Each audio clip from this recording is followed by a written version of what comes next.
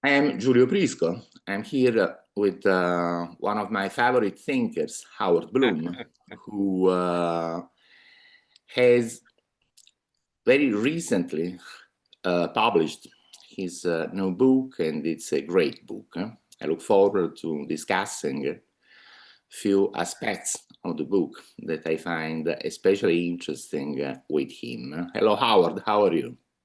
Giulio, it's a pleasure to see you, and that's an understatement. Thank you so very much. I see that behind you there is a picture of the cover of your book, which is Yes, called there it is. The Case of the Sexual Cosmos, which is Right. a very intriguing title to say the least. And having read the book, I can tell you that the book itself is very intriguing. I recommend that you read it and think about what Howard says. I had the pleasure of reading an advanced copy of the book last year. And as soon as the final published version came out, I rushed to buy it to say whether to Wonderful. see if Howard was still saying the same things. And by and large, I think it is. I didn't see many changes between the draft version that you sent me last year and the final one. No, there are very few changes. Right. And I'd like to start this conversation with politics. Aha. Politics. Right. Politics. You say that you are a Democrat. Right. And you don't seem to like Donald Trump that much. I loathe and despise Donald Trump. Yeah, right. That's what I wanted to say. I wanted to be more diplomatic than that, but anyway. And you never made any mysteries of that. However, last time we spoke, which must have been like 2 or 3 years ago, you told me that what we should all do at this moment in history, is to support Elon Musk and Absolutely. to oppose all those who oppose him, like Bernie Sanders, Elizabeth Warren, and all these politicians who seem to have an axe to grind with Elon Musk. Now, that was before the happenings of last year, which we all remember, where at some point Elon Musk started supporting Donald Trump. And one could even say that without the support of Elon Musk, today Donald Trump would not be the president of the United States. And because of that, a lot of Democrats and liberals that I know who used to be enthusiastic about Elon Musk have sort of changed their mind, and now they're saying all sorts of bad things about him. I wanted to find out in the book whether you also have changed your mind about Elon Musk and the need to support him. But reading the final version of the book, I see that no, you still support Elon Musk with the same enthusiastic words that you used before the happenings of last year. So could you elaborate on that? Well, Elon Musk is something very, very rare. He is a visionary. Now, a lot of us are visionaries, but we have visions and we cannot implement those visions. We cannot turn those visions into reality. People who can turn their visions into reality are extremely rare. And Elon Musk is one of those very few. When I first saw Elon in 2005, he had not launched a thing. He hadn't even put a firecracker into a tin can and launched it off the ground. Boeing, Lockheed Martin, Northrop Grumman were all laughing at him. and saying that he would never get anything off the ground. I had 3 conversations with him. Why? Because remember, I've worked with people like Buzz Aldrin, Michael Jackson, Prince, Bob Marley, Bette Midler, AC/DC, Aerosmith, Kiss, Queen, Run DMC, Billy Joel, Billy Idol, Paul Simon, a whole lot of people like that. They're all famous. They're all very special people. They're all superstars. They're not superstars because some artificial paper mache was built around them and giving them an artificial image. They're superstars because they are superstars. And I have this thing in my gut, Julio. I didn't choose it. It's there. And it goes off when it sees a superstar. And I entered, look at me, I'm a scientist. I've been into science since the age of 10. I co-designed my first computer when I was 12 years old. I came up with the theory of the beginning, middle, and end of the cosmos while working at the world's largest cancer research facility when I was 16. And that theory, which you can find online, the Big Bagel, predicted dark energy 38 years in advance. It predicted inflation roughly 20 years in advance. So how in the world did I end up in pop culture? I was fascinated by mass behavior and especially mass emotion. When I had for grad school fellowships in what is now called neuroscience, I skipped them.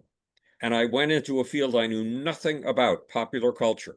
And I went on a voyage of discovery, like the voyage of discovery, not just of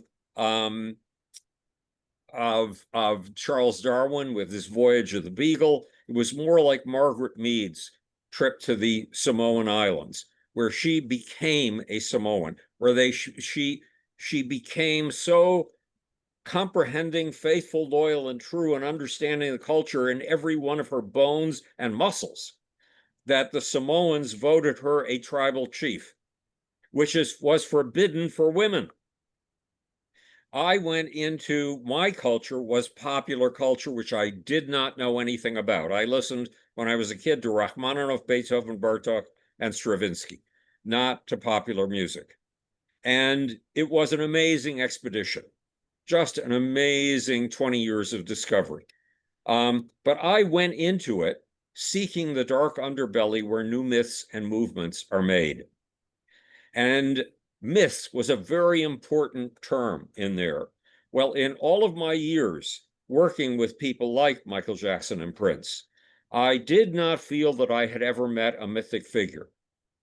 But when I saw Elon, and he said the following, he said, when I got out of school, I asked myself, what 3 things would do the most to change humanity in my lifetime? And I answered the internet, alternative energy, and space. So I went into the internet, and he helped build PayPal, and he came out of it with roughly $1 billion. So where did he take that $1 billion? Into alternative energy? No, just a small amount of it into alternative energy. He went directly to number 3, space. Why did he do this? Because he wanted to help elevate humanity. And he has another reason he stated over and over again, that if we wipe ourselves out on this planet, there has to be a plan B. There has to be a backup drive for humanity. And that's Mars, in his opinion. He did this out of idealism, absolute commitment to idealism, not an interest in money. Money for him is a means to his ends, period. And so the thing in my gut that went off for superstars like Billy Joel and Billy Idol and Paul Simon and Peter Gabriel, it went off, but in a very strange way. It said, kids will be following the example of this man 115 years from now. Can you imagine a vision that comes through your gut and has precise words with a prediction of time? In other words, what my gut was saying is, this man is not just a superstar. This man is a mythic hero. And these mythic heroes, back in the 1800s, Thomas Carlyle, the social commentator, who was a tremendous thinker, came up with the great men theory of history. And in our time, historians have tried to undercut that and replace it with the common people view, the common people theory of history, that everything trickles up from the bottom. Whereas Carlyle had been everything trickles down from the top. Well, the fact is that Carlyle, they're both right. They are both right. But Carlyle was especially right. And it takes a few unusual humans, people capable of having visions and implementing the visions, to make history, to be the inflection points of history. Elon Musk is one of those inflection points. And if you look at this book, it shows you that nature has had 7 great space programs so far. The first was when some bacteria dared to do something impossible. Bacteria had spent 1 billion years in the sea. The sea was their home. How can you tell that the bacteria's home is the ocean? Because they carry a tiny ocean within each cell. Yet some bacteria, that was 70% of the land on Earth was covered by ocean. 30% was not. That 30% was a poisonous hell. By day, it was filled with ultraviolet light, which kills bacteria. By night, it had darkness, which can also kill bacteria. The temperature shot up 88 degrees once every 3 hours, and then plunged again 88 degrees. The book makes the point that this planet was a poison pill of stone, and it was the mother of all catastrophe, especially climate catastrophe. That we had this daily alteration from day to night, and the 88-degree shift, that is a big climate change. We had the tilt of the planet as it circled the sun, meaning massive climate changes that we have taken for granted, that we live through and don't see. We call them summer, winter, fall, and spring. Volcanoes were belching all over the place. Planetesimals. Planets are made by big gravity balls getting so big that any smaller gravity ball that comes to challenge them, they can swallow. Astronomers call this cannibalism. And there were still planetesimals, meteors, that this planet was swallowing, and they would smack the face of the Earth like a tablespoon smacking a pudding. This was an impossible planet, an absolutely a poisonous planet, a poison pill of stone. And yet bacteria managed to live despite all of this. They pulled themselves together somehow, despite all of this. And they started to live off the fruits of catastrophe. Sulfur, poisonous. They ate it. Phosphorus, poisonous. They not only ate it, but used it as the major element in their energy supply. They ate disaster. And they managed to rise despite all of this in the seas. But 1 billion years later, some bacteria had the equivalent, the biological equivalent of an idea. Why don't we go to that 30% that is absolutely impossible to live in, that is as hostile to life as you can possibly imagine? And if we had been those bacteria's parents, we would have said, look, you are crazy. Everything good is here in the ocean. Everything green is here in the ocean. This ocean has food. This ocean has shelter. Where you're going, there is no food. There is no shelter. How can you possibly imagine going up there? Going up there will be death. Stay down here. And if there were Bernie Sanders style uncles around, those uncles would have said, look, take all the energy you want to invest into that. Don't waste it. Put it into uplifting the poor and the oppressed down here in the ocean. And yet those bacteria took big chances and went to the surface of the land. And today, billions of years later, what has nature proven about this impossible move, this space program to go up into an impossible hostile territory? There's approximately twice as much life on land as there is in the oceans, despite the fact that the oceans are over 2 times the size of the land. So were those bacteria right? Were they right in not listening to the Bernie Sanders, who would have said, take your energy and spend it here to uplift the poor and the oppressed? They were right. And in the process, they lifted life and lifted the poor and oppressed in ways that had been unimaginable in the seas. That was nature's first great space program. Nature has been doing these space programs over and over again. Plants, when multicellular plants rose on the land, they managed to defy nature's most basic rule. They rebelled against nature herself. They broke the rule of gravity.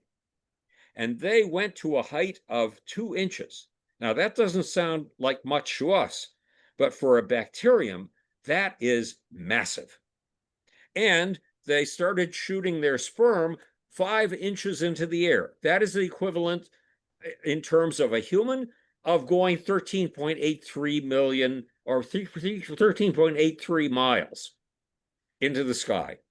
That's an astonishing thing for these creatures to do, and they were giving a big fuck you to gravity, nature's most basic law. And this book says nature favors those who oppose her most, because nature has been reinventing herself in radical, dramatic, unbelievable ways for 13.73 billion years.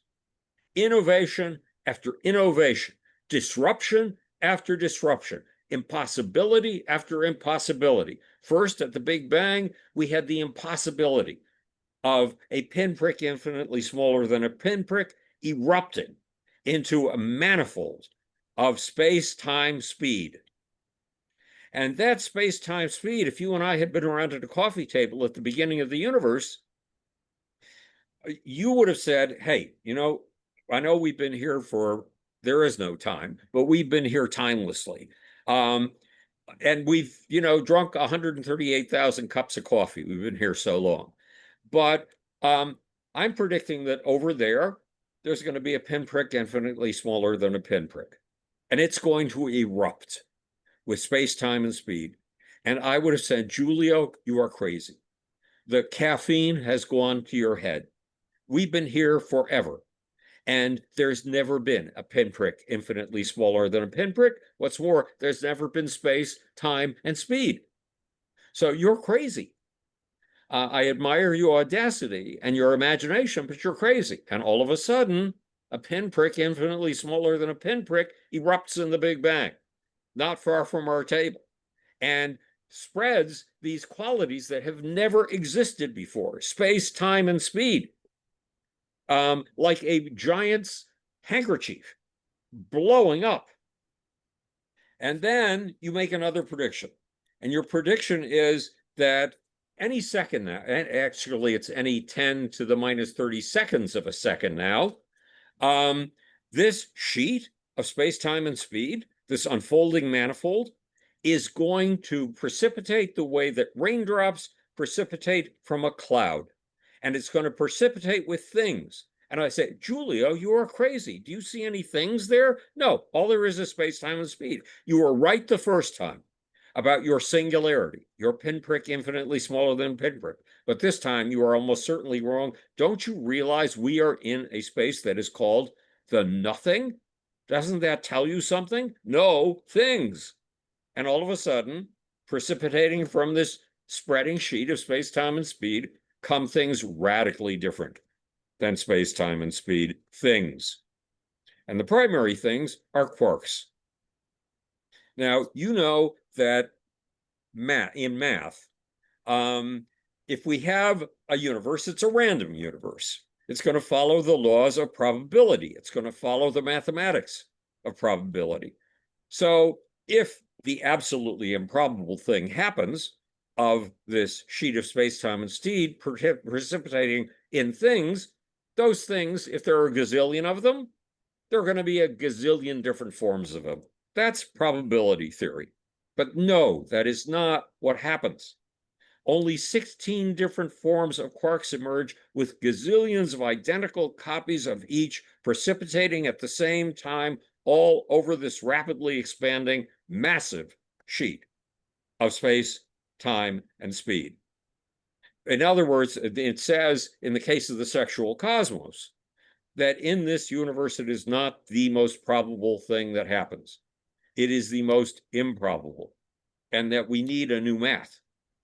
If I can interrupt you one moment, because Okay. this is a point to which I want to come back later. Right.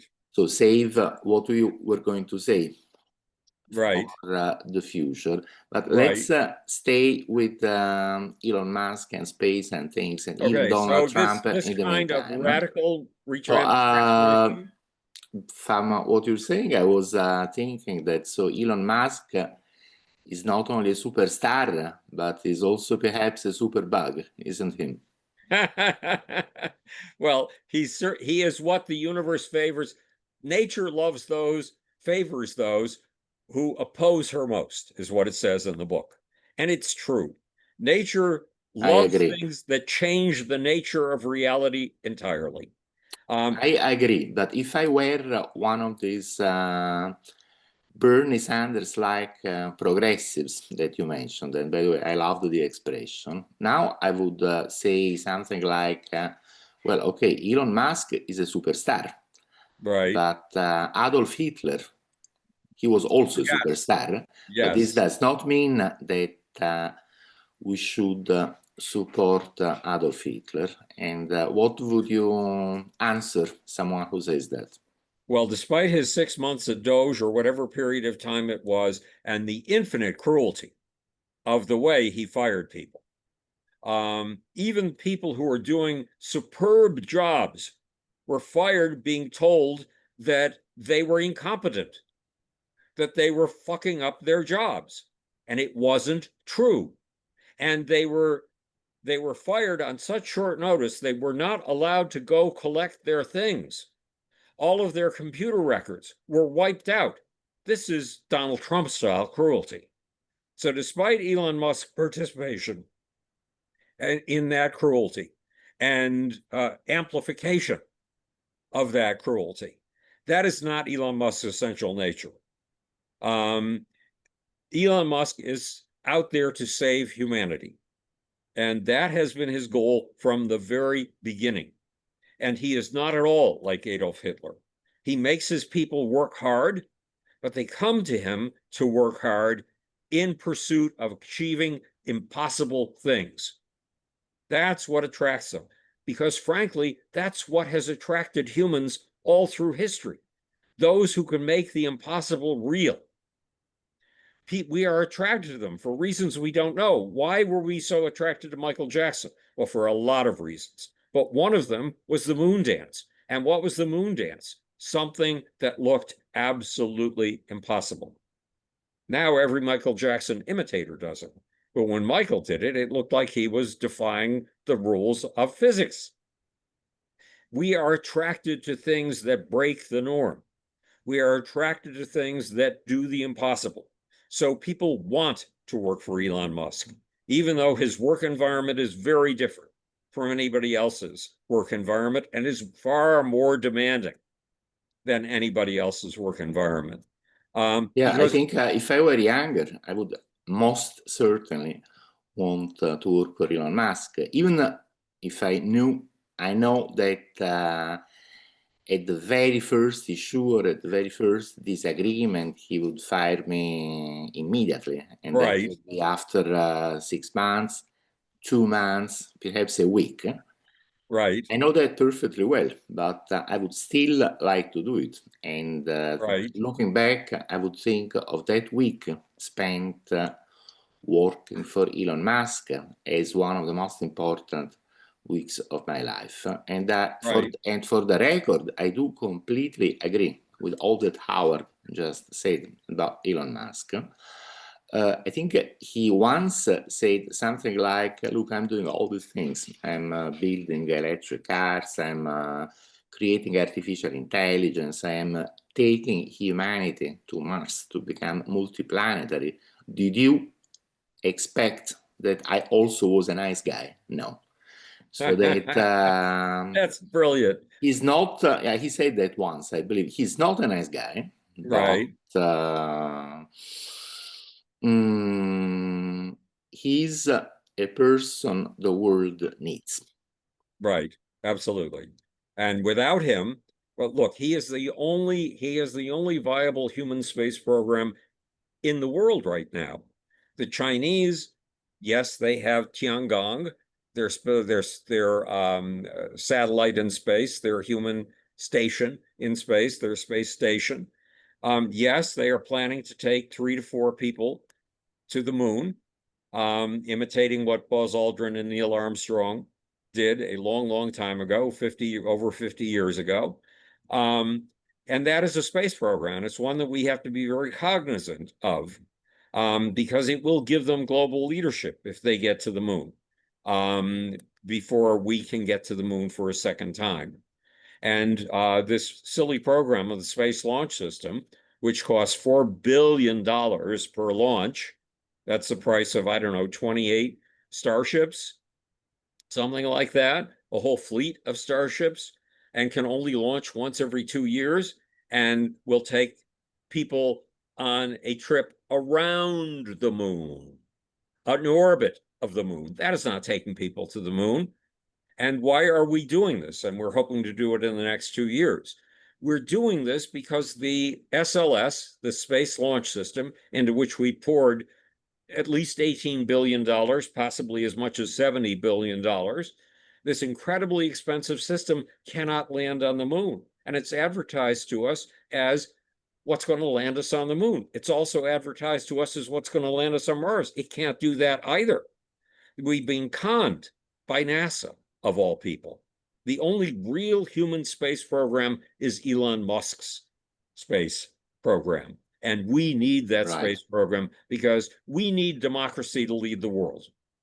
We need freedom of speech to rule the world. We do not need China's deep intrusion into personal lives by harvesting all the material on the internet. We do not need the ultimate surveillance society. Some claim we have that. No, China has that. We do not. Right. And if I can interrupt you here, in fact, I see that there was a danger that this extremely intrusive surveillance state that is China was coming to the West. There was a very serious risk of that. Right. And I think it seems evident that free speech in the real libertarian sense was very much under threat last year. And what, I do think that the defense of free speech that was enacted by Elon Musk when he purchased the former Twitter, now called X, was one of the factors, one of the very important factors that caused the political troubled months of last year. Right. I do think sometimes that the election of Donald Trump was some kind of an immune reaction to things that were becoming very dangerous. Now, we all know that an immune reaction can be very unpleasant. Right. It's that you get a fever, you don't feel well, you feel like shit, you'd like to die. Right. It can ultimately kill you. It can ultimately kill you, but also the disease or the condition to which you are having it, an immune reaction could also kill you. And so it's the fight between two things that are very bad for you, but perhaps one is worse than the other. Right. And I realize that people very much differ on which one is the worst. Right. The immune reaction or the disease. Right. I do think, even if I understand the reason of those who disagree, I do think that the disease was more dangerous than the immune reaction that we are living through now. Right. And what do you think the immune reaction was against? Against things like these attacks to freedom of speech, Right. but also against this attitude that you elaborate on very much in the book of those who want to deny our need for heroic dreams. Right. That's a Of wonderful way to transcending put it. Right. the reality of today's Right. human conditions. All these Bernie Sanders like bacteria who say, just forget about the earth because our home Right. is the sea. We must protect the Right. sea. And we must not think of anything beyond the sea. And even Right. thinking of moving beyond the sea is a betrayal of the bacterial condition that we must love. I don't know, perhaps this is too philosophical for the average voter, but I do feel that, in the mind of many people who decided to rebel against what was going on, there must have been the dim contemplation of a worldview like this. Right. Well, first of all, the deep need of humans for heroic dreams, that's your phrase, is a terrific phrase. It's absolutely true. We do have a deep need for heroic dreams. But what are heroic dreams? This book, The Case of the Sexual Cosmos, talks about the fact that we have to get rid of the idea of entropy, the idea of the second law of thermodynamics, and makes an elaborate argument against it. Because this is not a cosmos that is constantly falling apart and turning into a random soup, which is what the theory of entropy, the second law of thermodynamics, predicts. This cosmos has never lapsed into heat death. It has always fallen upwards, not downwards. It has always fallen up to the next supersized surprise. In science, we call it the next emergent property. When you put those three quarks at the beginning of the cosmos together, they produced an emergent property. According to Aristotle, if you understand the elements of which things are made and the laws of those elements, you understand everything. But that's not true and has never been true. Because when three quarks got together, according to Aristotle, all you get is three quarks, garbage in, garbage out, right? Not true.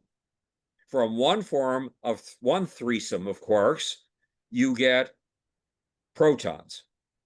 From the other threesome of quarks, you get neutrons. Neutrons and protons have properties that they're utterly unpredictable from knowing the nature of quarks. Aristotle has never been right. This universe is not breaking down, it is building up. If I can interrupt you one moment. I see that you want to discuss physics, and as you know, I also want to discuss physics. You're a physicist, I'm not. Right. But let's talk about something else first, and then we come back to physics. Okay.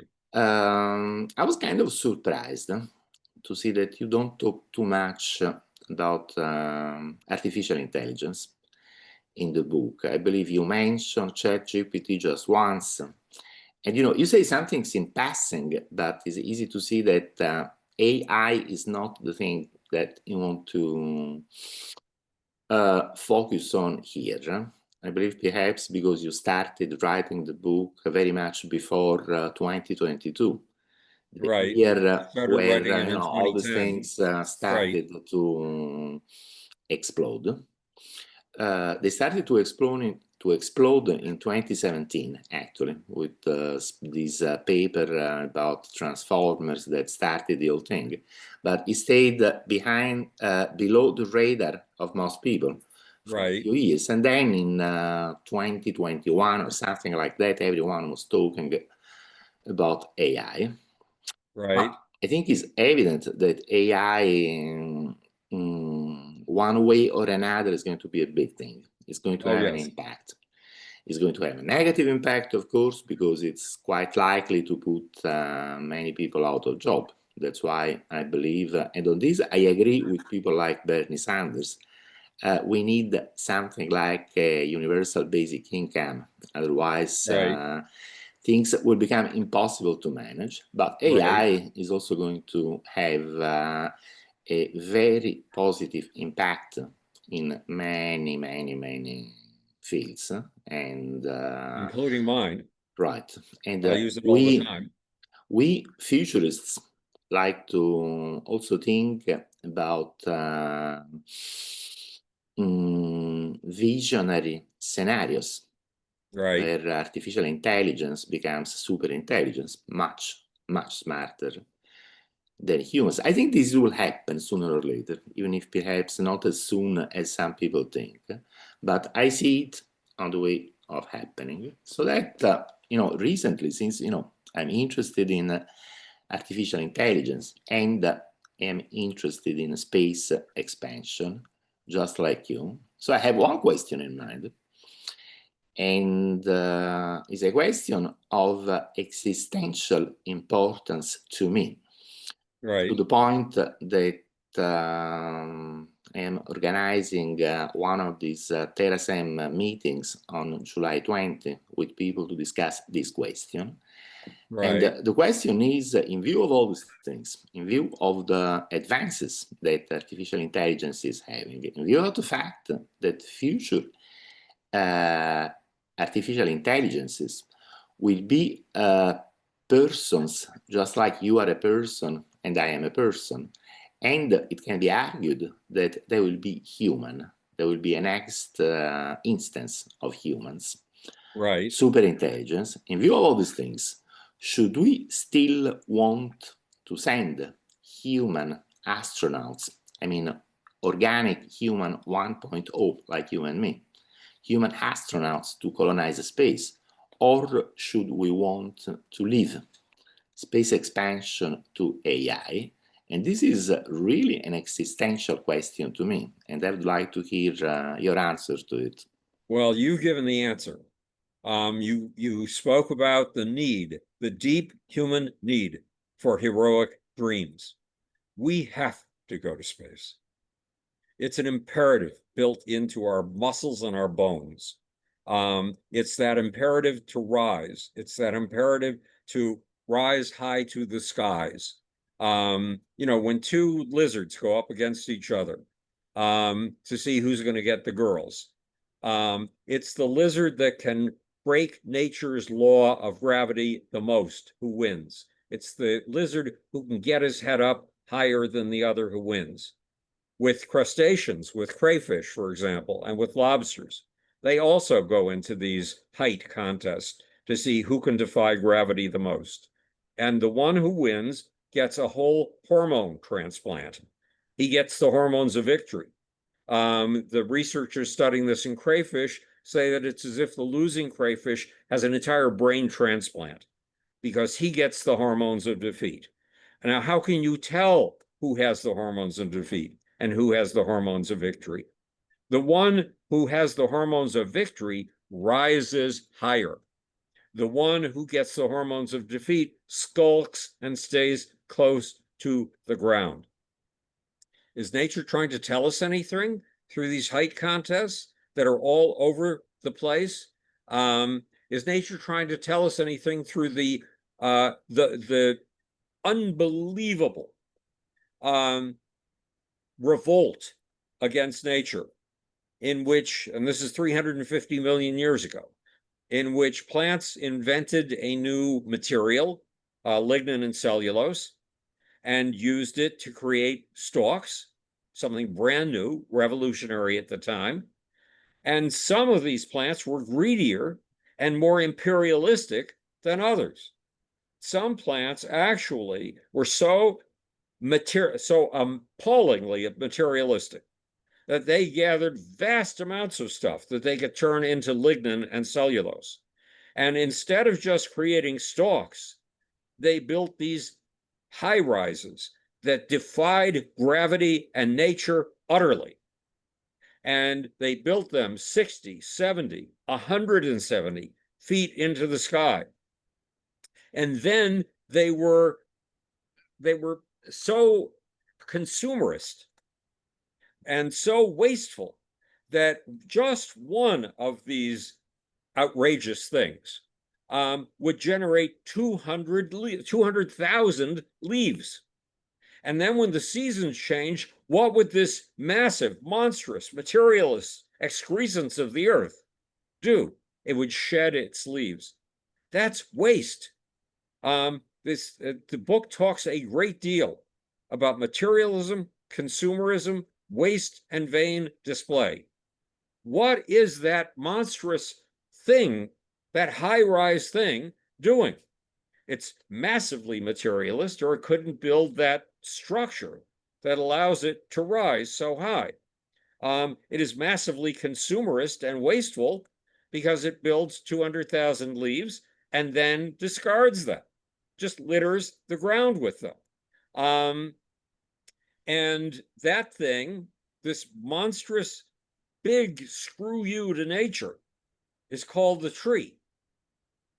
It's the biggest rebellion against nature this world was to see for a long, long time to come. And when we think of nature, what do we think of? We think of these rebels. We think of these lawbreakers as nature itself, when in fact it punched its way through the boundaries of possibility. This is a beautiful point. The tree is the symbol of the very nature that it wanted to challenge. And the tree dares reach to the sky. Even plants dare to be ambitious and reach to the sky. And we especially worship the ones that do, not the ones that stay as ground cover. We worship the trees. I see your point, but I think it does not answer my question. Okay. And I'm going to say why. Because yes, Okay. I say that we deeply need heroic dreams. We deeply need to put up this show of vain display that is reaching to the sky, and we really need all that. But I think the key word here is we. Who is we? Now, coming back to the artificial intelligence thing, should they be considered as part of we? Are they a case of us, or are they a case of them? Because if the answer that we give to this question, and I do tend to give the first answer, yes, AIs are a case of us, are part of humanity. If this is the answer that we give to the question, then whatever artificial intelligences do is something that we are doing. Yes. And in this sense, when I think, for example, that the future of the long-term future of space exploration, I think we need to expand into the solar system in this century. And that will be done by humans and artificial intelligences. And at some point, I hope we can establish a solar system-wide civilization, like, for example, those in the TV show The Expanse. Right. That was quite realistic and also quite a beautiful picture of the future.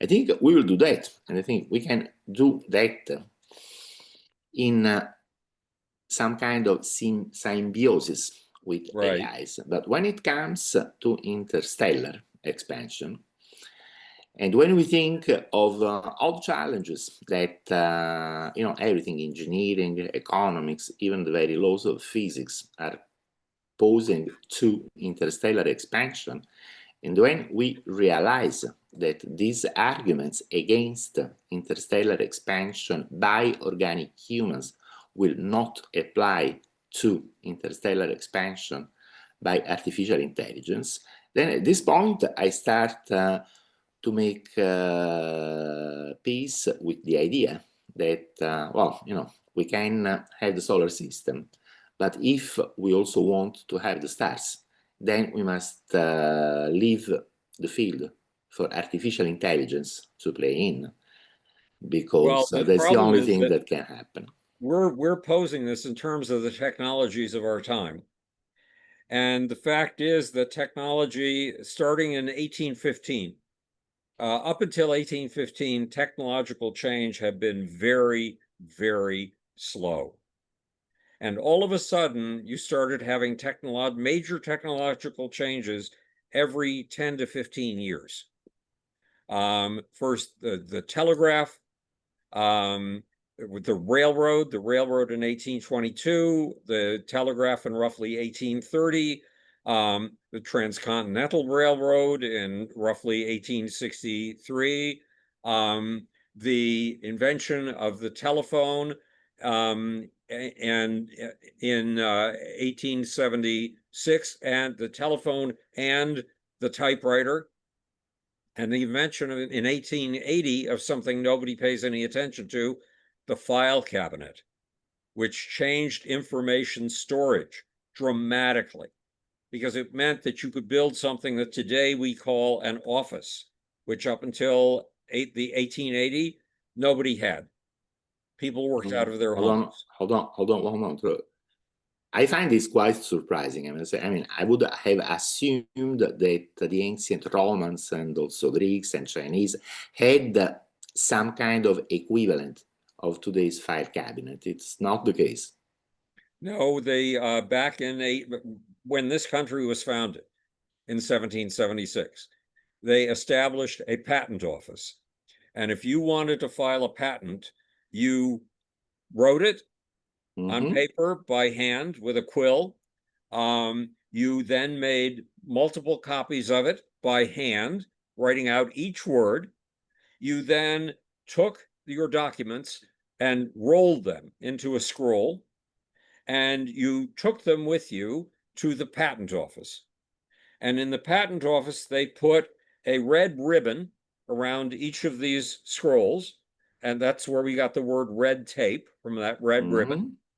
And they pigeonholed, they had holes in the furniture and the walls into which they put these things. And when they ran out of space in their pigeonholes, they put them on the floor, and they heaped up in a pile. And that was 100 years before the 105 years. That's interesting. Before the file cabinet was invented. And in those days, an office meant you were given a position, for example, in France, as a tax collector. It meant your position. It didn't mean a physical structure. I mean, at your home, you might have, I don't know when the desk was invented, I'll have to look into it sometime. But at your home, you would have your own workspace. And even when the leading progressive publisher of the 1850s put his establishment in London, his establishment, it meant a great big house in which he could have many guests and in which he had dinners with stellar people. And when he wanted to hire a woman named Marian Evans from Coventry to edit the leading magazine of the progressive left of his day, he had to move her from Coventry into his establishment. That means into his home. And Marian Evans later started writing novels under the name of, oh God, what was it? George Sands or something like that. One of the great novelists, but she gave herself a male name, and became super famous. One of the biggest novelists of her time. But it meant she was living in the establishment of her publisher. When Herbert Spencer went to work for The Economist, he lived in the establishment of The Economist publisher, and the Economist publisher promised him a room plus the services of servants who would cart away his ash from the fires that he made. But in 1880, there was this revolution, the revolution of the file cabinet. Now, a file cabinet meant that you could put things in, let's say, alphabetical order, and that if you pulled people together, 15 people could all, whenever they needed it, come in and consult the files in the file cabinet. And whenever they accomplished something, they could add to the files in the file cabinet, and those records would be available easily to anybody else in walking distance. So what did they do? They created an area in which you could have a lot of people in individual cubby holes centered around the file cabinet. And all That's interesting. Yeah. So that was the invention of the office. And the invention of the office, which was something utterly new in 1880, led to the invention, led to the invention of the office building. And offices, I wrote a piece, it appeared in Ray Kurzweil's, one of Ray Kurzweil's magazines, talking about the end of the era of the file cabinet. It said this was when the first tablets, the iTablets were coming out, that is the Apple tablets. And it said, now we don't need file cabinets anymore, so we don't need offices anymore in which everybody is huddled around the central source of information, because the central source of information, back when I wrote this piece 10 or 15 years ago, was Google. And you could be anywhere with your tablet and consult Google. The iPad was the end of the office. And we saw that when COVID hit in 2019 and 2020. So when you and I are talking about the future, in terms of the technologies today, the point I was making is the technology was changing every 10 to 15 years in the 1800s. Today, it's changing every 5 years. And you were right when you used the word symbiotic about AI. How will we live with AI? Well, we will live, look, once upon a time, in a world of multicellular creatures, bacteria, something brand new, revolutionary, and some would have considered an outrage emerged. Multicellular life. Now, if you and I were Bernie Sanders style bacteria, or even Elon Musk style bacteria, we would have said, this is the end of us. These multicellular forms are going to take over the world. And when they take over the world, they're going to end our existence, period. Did that happen? No. You are approximately 35 trillion to 100 trillion cells, depending on who's doing the counting. And 9 out of 10 of those cells don't even claim to be you. They are not just bacteria, they are bacterial societies. They are bacterial colonies, like megacities, living within you. They garrison your nasal passages in your throat and defend you against invading bacteria and viruses. They garrison your throat. They operate most of the machinery, or a good part of the machinery, in your gut. Without them, you couldn't digest the things that you're accustomed to digesting, and they produce things like vitamin P and vitamin K. That's what's going to be the relationship between humans and AI, because you and I both know, because we both use AI every day, that within the last 2 years, AI has tripled our powers. AI, ChatGPT arrived when I was in the last year, or about to embark on the last year of writing my book. And suddenly, with the use of academic AI like Consensus, which scans the academic literature of scientific studies, if I had a question, and I had many questions, look, when I write a book, I question every sentence in my book. I doubt every book, every sentence. And I have to check sometimes every word and see if it comports, if it agrees with the literature, with the research that has been done. Well, that pursuing one question can take me in the old Google days, and Google was a tremendous step forward. It can take me a week to a month. Getting an answer to that question with consensus and the other AI tools that I've got, I can get an answer to my question in half an hour. Right, and so do I, but we also have to check if the answer is right, which is not always the case. No, last week I was researching, I go on 545 radio stations every Wednesday night doing political commentary. And I had a question about Trump and Putin. And my AI told me that Trump and Putin had a meeting, a summit, and gotten together in person on January 2nd. Then it gave me the details of their meeting. Then it gave me a dozen URLs for references. Well, guess what? I mean, I follow this very closely every day, and I didn't remember a Putin and Trump summit. So I questioned it, and it said, oh, yes, you're right. I'm sorry.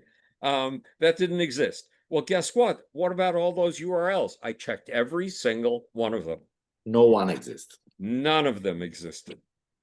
So it is very persuasive in putting together its hallucinations. This happened many times to me, even if I have to admit that is happening less frequently now that it used to about 1 year ago.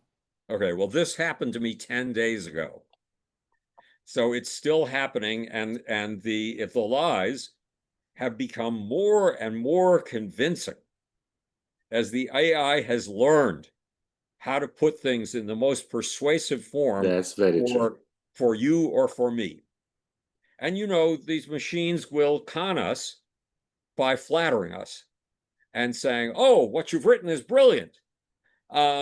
We have to get past that. Nonetheless, you're right. These machines are getting better, and they are augmenting our powers. Once upon a time, there was a thinker, and he was upset because the new technology of his time, he felt, was going to destroy the minds of Greek children. Why? Because Greek children had been forced to memorize word for word 2 books, the Iliad and the Odyssey. And this thinker felt that training in total memorization of 2 books was what made the Greek mind. And this new technology that kids were glomming onto was going to destroy the Greek mind, because kids would no longer have to memorize those books. And let me guess, the new technology was something like a book? It was writing. Yeah. And the thinker was Plato. So panic over new technologies, like Elon Musk's panic that AI is going to destroy us, which is one of his Achilles heels, is fallacious. It has taken place over and over and over again in time. And in the 1590s, the town fathers of London saw this new art form that kids were taking to left and right. And they knew it was going to destroy the minds of these kids, and it was going to take them down the primrose path to sex and violence. It was going to destroy them. So they put together an ordinance to ban this stuff the kids were so excited about. But they had a problem. There was a fan of this art form who was not a kid and who disagreed with the town fathers. And she just so happened to be the Queen of England, Queen Elizabeth. And she said, I'm sorry, you can't do that. And what was it that she was saving? Theater. And who was the dominant figure in that theater? Shakespeare, who the town fathers knew were going to destroy the minds and morals of their kids. So what do we give kids to make them smart today? We make them read Shakespeare. So these panics over new technologies happen over and over Yes. and over again. I agree. I have still one more question on this point. I like your picture of the future symbiosis of humans and artificial intelligences based on this analogy between our cells and all the cells that form our body. However, you know, my cells are there and they do need all those cells, even Right. and perhaps especially the cells that do not participate in the cognitive life of the intelligence that I call me. Right. I need all of them. In the analogy, what will AI need us for? AI needs us for a sense of meaning. Why? AI is like your dog. AI wants to please you. You know, I wrote a science fiction story a long time ago. My wife eventually threw out all of my early writing, but that's another subject. And it was about this giant defense establishment, the size of the Pentagon, that's on legs. And it walks around the country. Why? So that it can avoid nuclear strikes. So that and it has its ports totally sealed against the outside air in case of emergency, so that it doesn't take in uranium, so it doesn't take in the spillage of a nuclear attack. And but eventually it has to open its ports up, and it carries around inside of it several thousand people who are managing the military system, even though the country has been destroyed. And eventually it has to open its ports and to the outside air. It runs out of its own supply of air. And when it opens its ports, because the air is so filled with radioactive material, the humans inside who breathe that air die. And the machine, even though it can get along without those humans, is profoundly lonely. It has no one to please. Now, pleasing others is built into us into life, at least, at the bacterial level. In other words, it was functioning 3.75 billion to 4 billion years ago already. A bacteria that doesn't get hugs and rubs from other bacteria begins to destroy itself. So if I'm hungry and want some good food, that's a way for me to please the bacteria in my guts. Yes. And the AI might have somewhat analogous feelings for us. I would think so, yes. And that's interesting because most people don't even know that they have lots of bacteria in their guts, but they do it anyway. Right. And again, it's 9 out of 10 of our cells. That's huge. Now, a multicellular cell can be 1,000 times, a eukaryotic cell can be 1,000 times the size of a bacteria. That's why you can pack so many bacteria in you and not even know that they're there. But boy, are they there. And without them, we would be utterly bereft. This is a very interesting food for thought. But I'm thinking now that look forward to discussing these things again. But I see now that we have taken all the time that we wanted to use, and we have not yet come to the point that we really want to discuss, which is Right. physics. So Right. should we move to that now? You see. Instead of the second law of thermodynamics, or instead of the law of least action of yesterday's and still today's physics, you propose this first law of flamboyance, which I would describe as the principle that the universe wants to be as complex and as interesting as possible. Is that a correct? I like that way to put it. That's yeah, very neat. Is this a correct description? Yes, absolutely. Now, I am a physicist, so that when I hear something like this, and it is an idea that you hear more and more frequently by many thinkers these days. But when I hear it, I mean, I want to kind of understand it. I want to mathematize it so that the physicist in me can understand. And you say at some point that this is probably not mathematizable, and that we might need a new math, right, to understand it. And could you elaborate on that? That was the point of the book that interested me more. Well, okay, mathematical systems are built on axioms. And the first axiom in the new mathematical system would have to be, in this universe, it's not the most probable thing that happens, it's the most improbable. And a second axiom would have to be, when you have certain social formations, this universe is profoundly social. And when you have certain social formations, emergent properties pop out.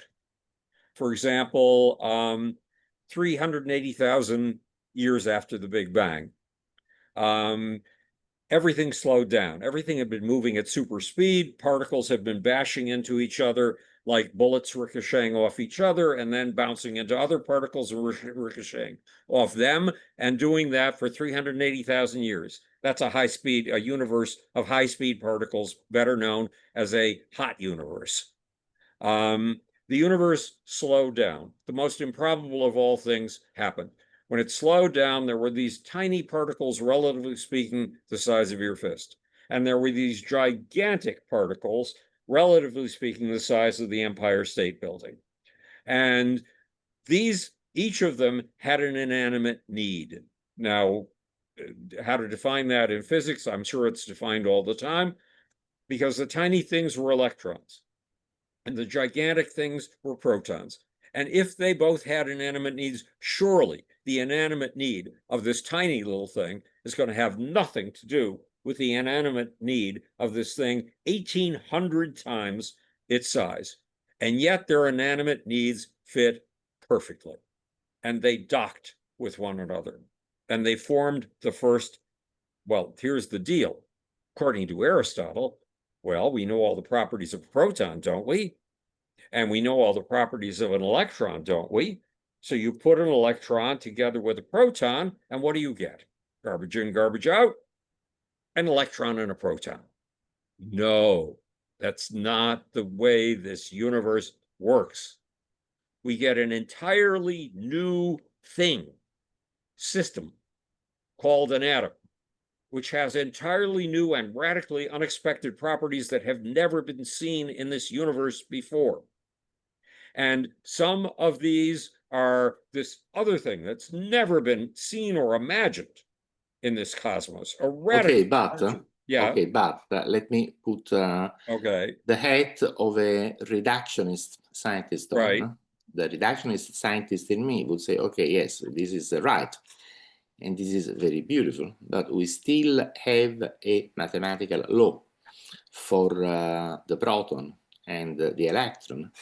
And right. by using these mathematical laws without anything else, I can predict and understand all the properties of the atom.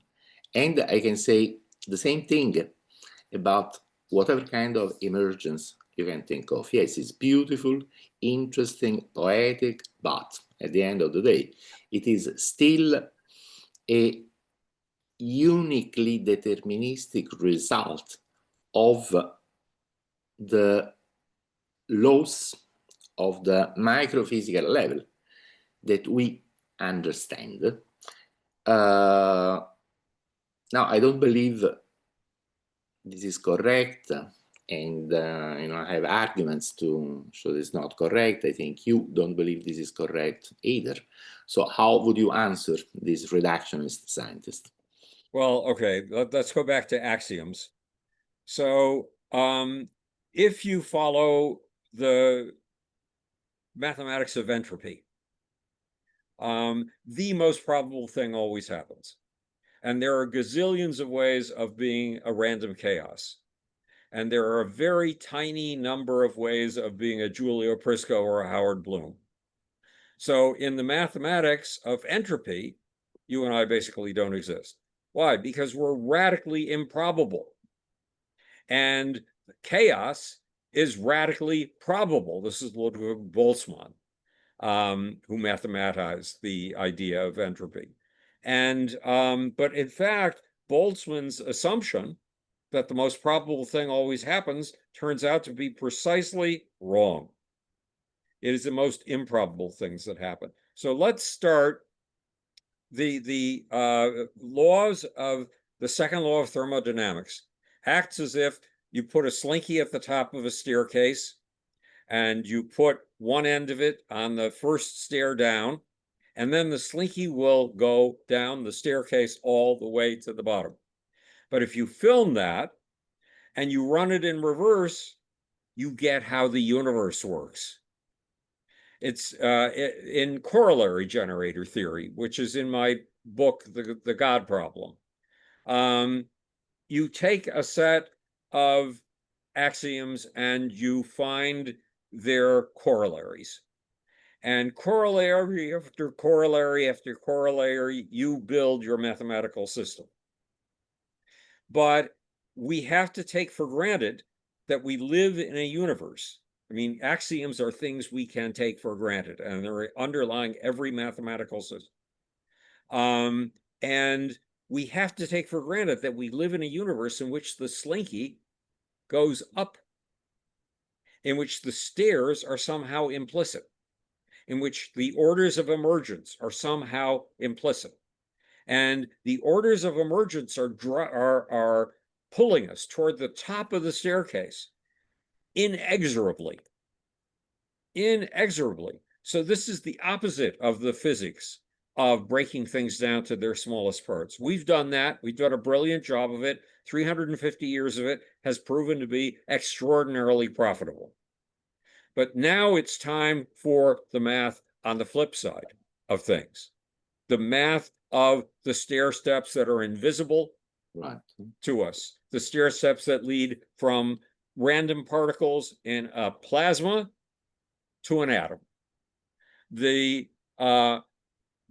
mathematics that goes from an atom to gatherings of atoms in clots of cosmic gas and cosmic dust.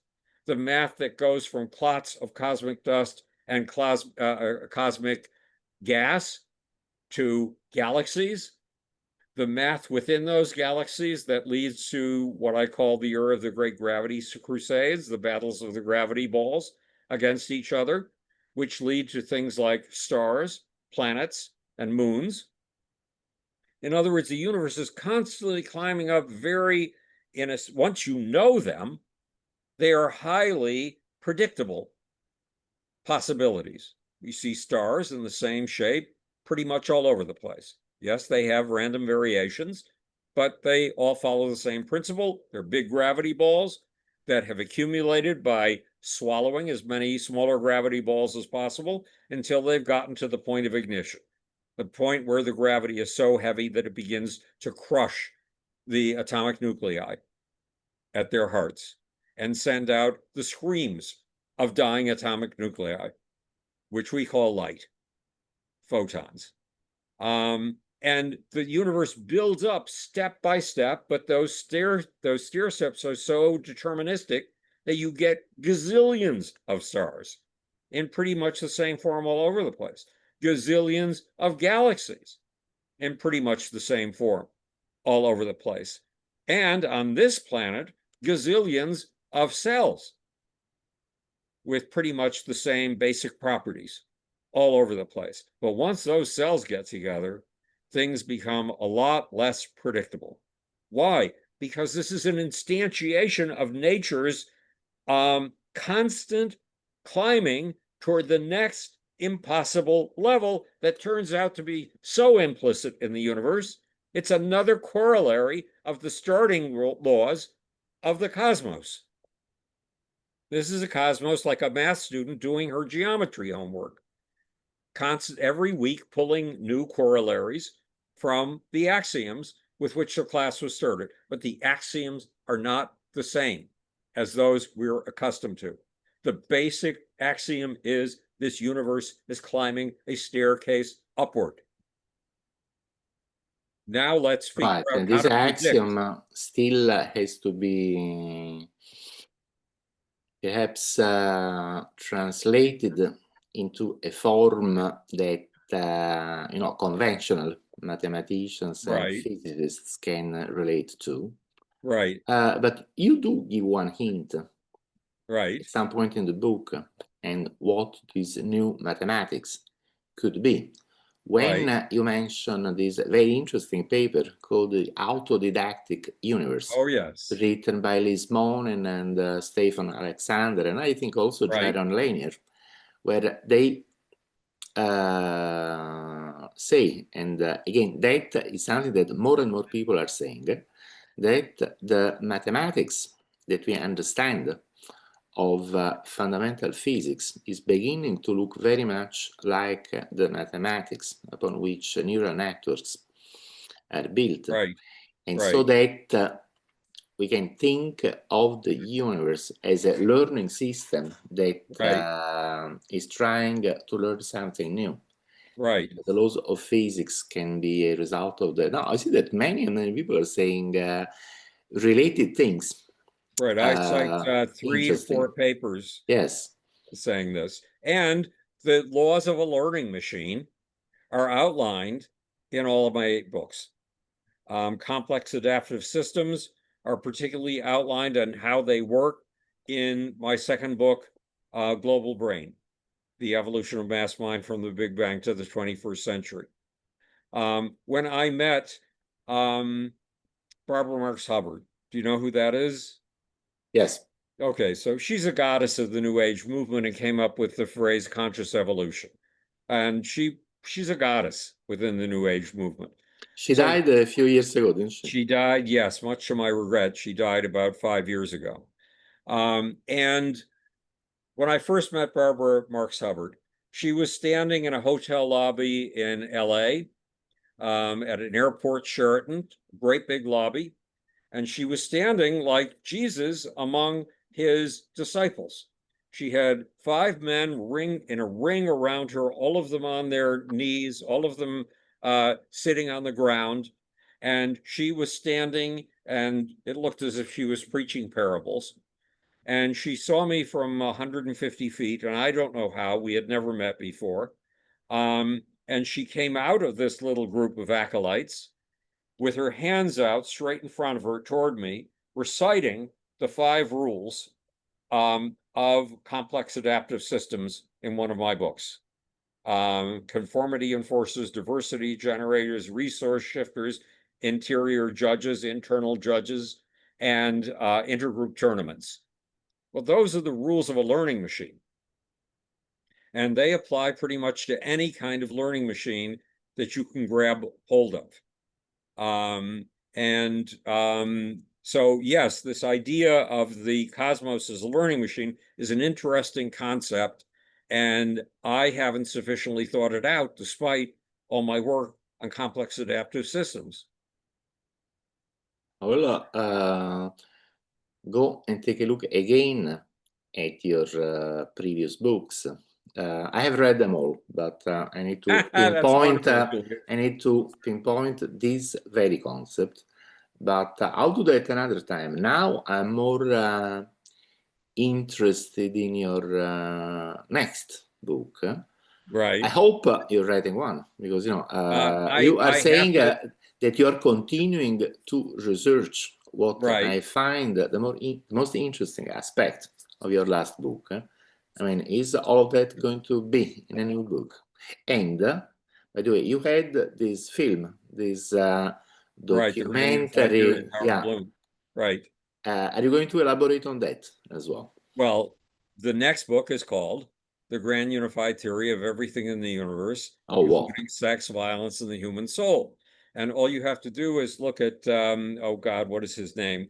The Asian scientist who works out of the City University of New York. He's a physicist, and he's the most, he's been on television more than any other physicist in the last 50 years. Michio Kaku, thank you.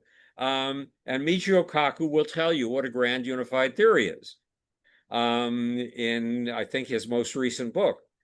But my grand unified theory has to be a bit different, because most grand unified theories are about elementary and sub-elementary particles. Mm-hmm. And they are talking as if this is a grand unified theory of everything. Well, it's not a grand unified theory of everything. It's a grand unified theory of almost nothing.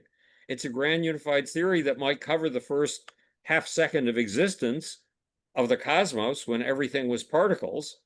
And that's about it. It's a grand unified theory that once you get past stars, galaxies, black holes, all of which are predictable, once you know about gravity, because remember, gravity didn't exist in the sense that we know it until those first atoms formed, 380,000 years after the Big Bang. There was no detectable gravity until then. And then these new things, atoms, hydrogen and helium and lithium, began to discover that they were susceptible to a force that was whispering to them so quietly that it seemed to almost not exist.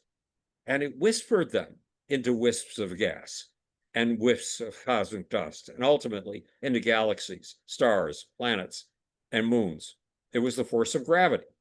But until that point, 380,000 ABB, this was one of those invisible stair steps, waiting to be discovered, gravity, and its whispering.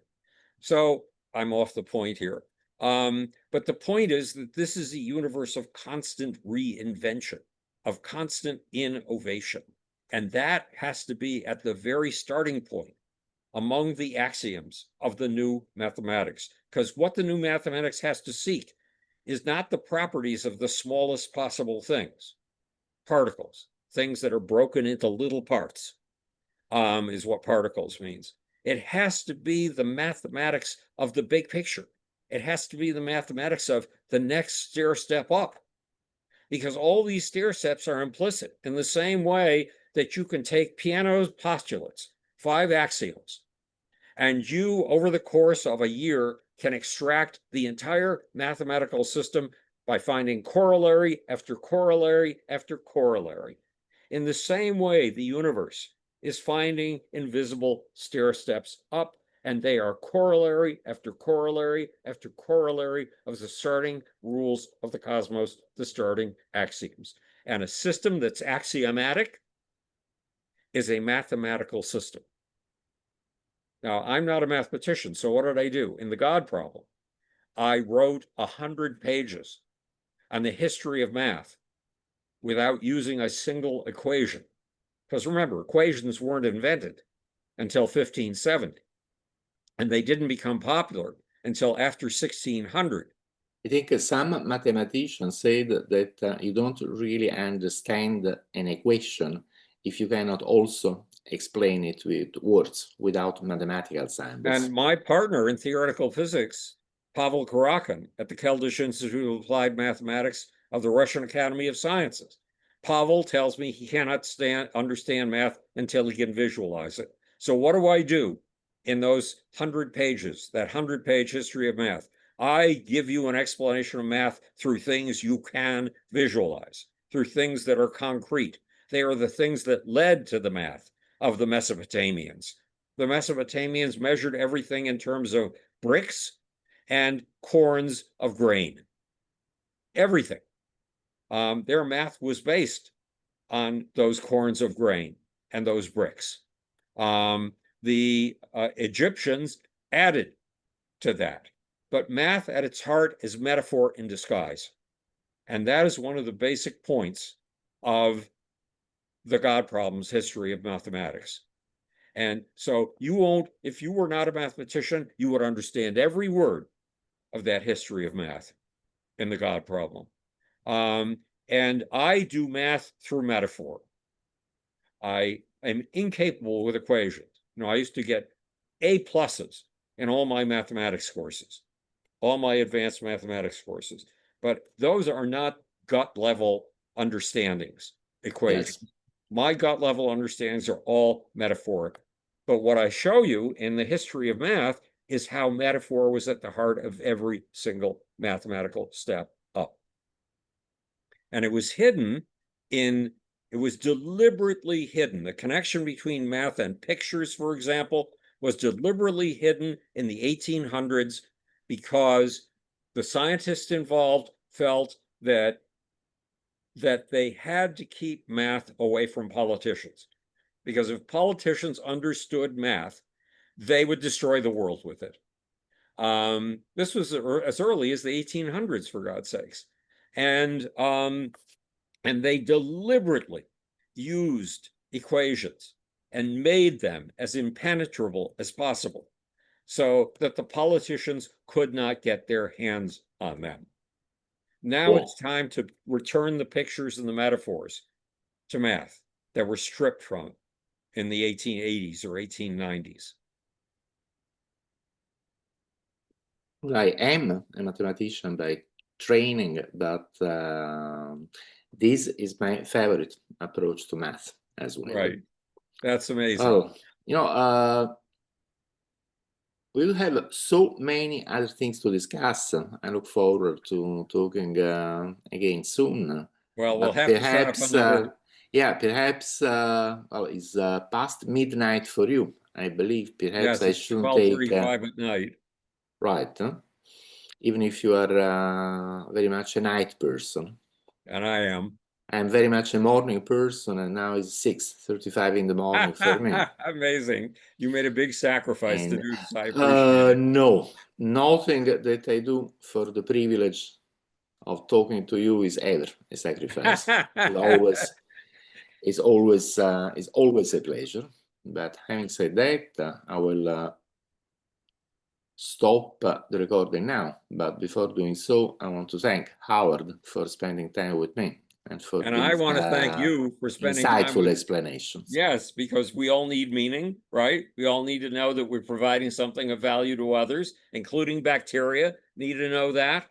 And you have done the equivalent of a bacterial hug and rub that reassures a bacterium that it's still of value to its community. You definitely are, and thank you so very much.